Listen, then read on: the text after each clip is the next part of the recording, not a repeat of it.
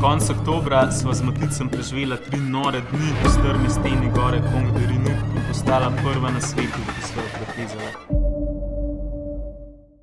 Kong de Rinuk je gora v Nepalu. Zdaj, da prideš do tje, letiš z Ljubljane v Katmanduju, pa s Katmanduja Luklo, pa ene 3 dni hodiš do baze. Pol je pa tako, kakor za vsako alpinistično odpravo. Tukaj v Sloveniji živimo na 500 metrov nadmorske, hočeš pa plezati na 6 ali pa 7 jurjev. In tam je zaradi drugačnega zračnega pritiska v zraku ful manj kisika, na kar pa tvoj telo ni navajen.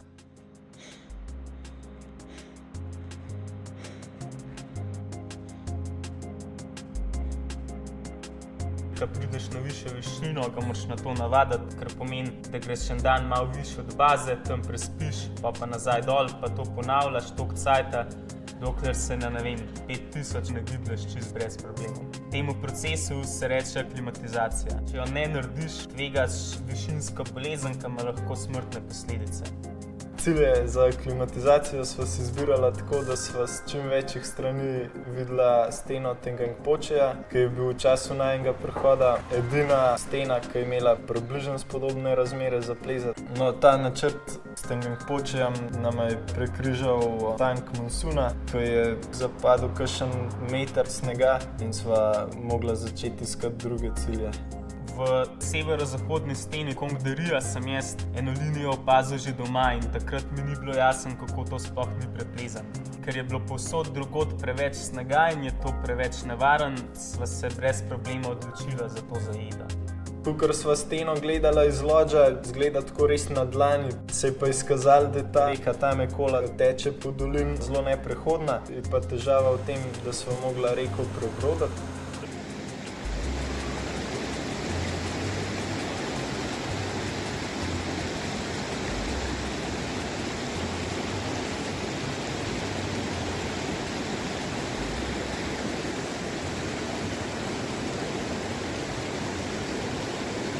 Ej, kdo je drugač ta Pljučanca?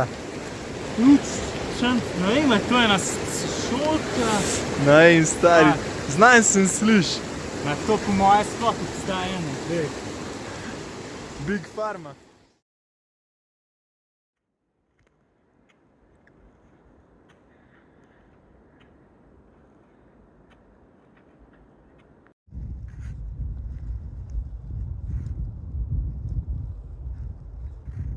Zadnji dan aklimatizacije, drugače se čist pod steno, sam greva dol. Pa aklimatizirana, dosti solid. Drugače ja, sva spala na 5 čukov. Brez problema. No, razen pač te klasične eksistenčne vprašanja. Ja, recimo, Apmarčec sploh je imel šotor za pač to kratko smer, ali pa sam štartal lepo ob ene pol noči, pa bil pol ob ene 1 zjutraj na vrh naslednji dan. No, to bila midva, on bil ob 1 popolne. No, spomnil sva s šotora štartala ob ene 3 zjutraj, že v začetku sva videla, zakaj ta zajeda še ni bila preplezana. Zadeva je bila 10-krat bolj strma, kakor sva si midva doma to predstavljala. Povsod je bil sam slab sneg, pa obupna skala.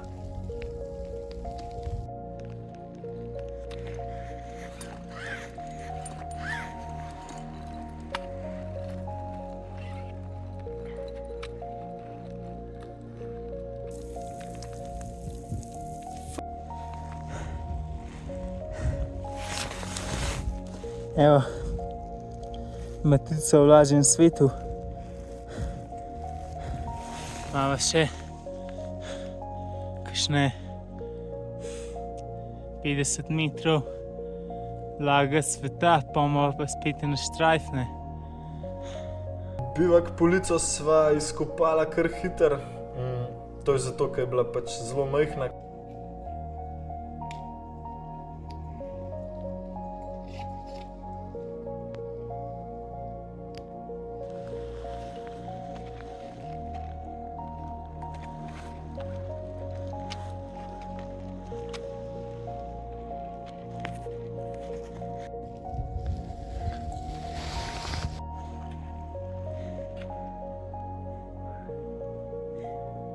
končno je normalen cukor.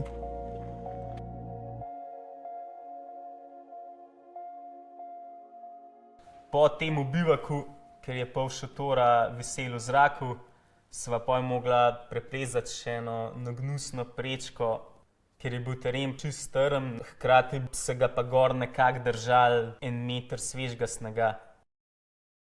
Ja, tole je pa kar po moje ena od opcij za najbolj nagražen cuk, no. Sicer ima konkurenco. Jaz mislim, da imava tako 3 cuge do vrha. Upam. Itak niso bili samo še 3 cugi, sploh pa ne lahki 3 cugi. Ko sva mislila, da sva že pred konc, se je najina zajeda ledu zaprla. In pred nami je bil tak previs, desno od njega pa ene plate s par centi ledu.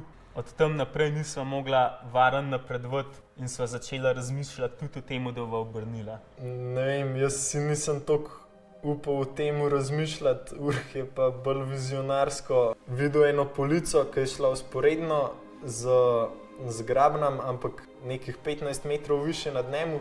Je bilo pa te police konc sred stene. In pa sva se spustila po vrvi nazaj v komin, naredila eno nihajno prečko in prišla nazaj.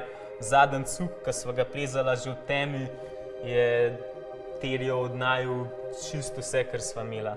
Po moje sem jaz ta cuk lezel 1 uro, v bistvu je bil cel cajt sedil v enem pršiču, čisto pokončenemu svetu, brez ene opore.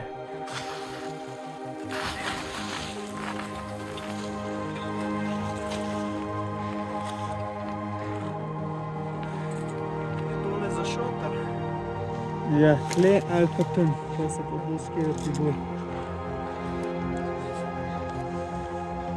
Meni je sen. Fuck. Prav. Svaki čas ti spa.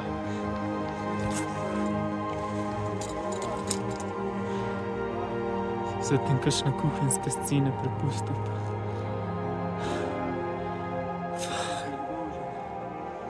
Tako sfukast.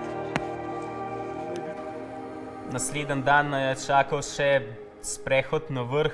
Dejansko nas je čakalo 300 metrov enega snežnega grebena, kjer so nama pa pot preprečili seraki in na koncu sva se odločila, da se odpoveva vrhu, tako da sva se še isti dan spustila nazaj v dolino. Epilog je, da sva zlezla prvenstveno smer, ki se pa ni končala na vrhu. To ni 100% uspeh. Midva sva šla od doma zato, da bi splezala smer do vrha. Zaradi različnih razlogov sva se odločila, da obrneva. Še vsem sva tam prišla z enim uspehom, češnja na torti pa bi bil ta vrh.